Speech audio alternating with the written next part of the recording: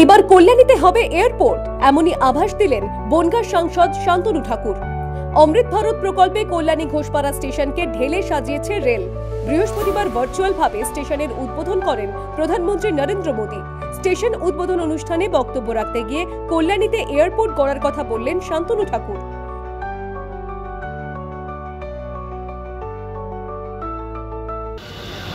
আমি মনে করি কলকাতা খুব কনজাস্টেড এরিয়া।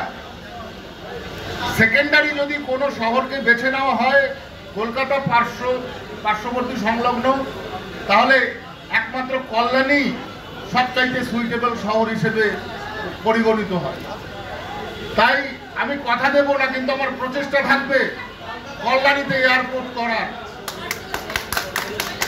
এবং সেন্ট্রাল গভর্নমেন্টের এভিয়েশন মিনিস্টার অলরেডি আমাদের কথা হয়েছে। আমি ঘোষণা করিনি, আমি জাস্ট জানিয়েছি আমার পাবলিককে যে এয়ারপোর্ট হতে চলেছে স্টেট গভর্নমেন্টের সহযোগিতা। না, আমি এখন ডিটেল কিচ্ছু বলবো না।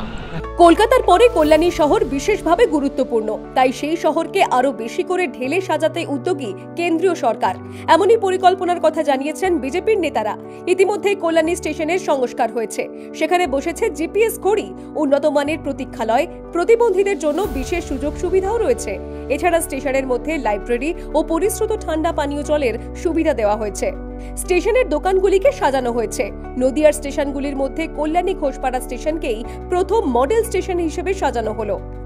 আমাদের কাছে খুবই ভালো লাগছে। আমরা 2 বছর ধরে এখানে কল্যাণী গভর্নমেন্ট আইটিআই করছি। এই স্টেশনটা আগে বসার জায়গা, ফ্যান ট্যান সব কিছু হচ্ছে খুব কম ছিল, আমাদের খুব অসুবিধা হতো। এখন বসার স্পেস বাড়িয়েছে, ফ্যান ট্যান, জলের সুবিধাতে আমাদের খুবই ভালো লাগছে।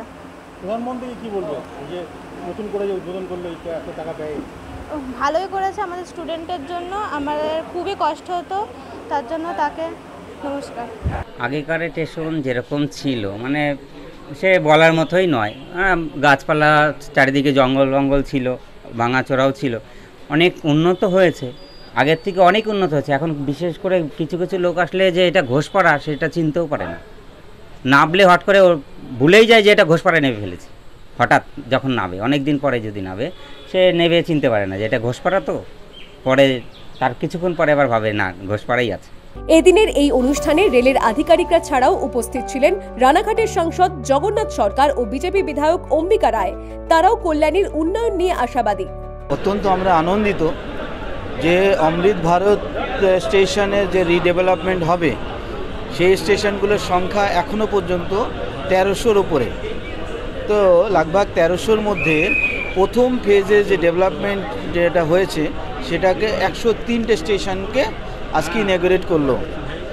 তো আমরা সেই কারণে আমাদের যশস্বী প্রধানমন্ত্রী নরেন্দ্র দামোদর দাস মোদীজি এবং অশ্বিনী বৈষ্ণবজি রেল মিনিস্টার, ওনাকে আমরা তহে দিল সে আমরা ধন্যবাদ এবং কৃতজ্ঞতা জ্ঞাপন করছি। নদিয়া থেকে কাজল বসাকের রিপোর্ট, দ্য ওয়াল।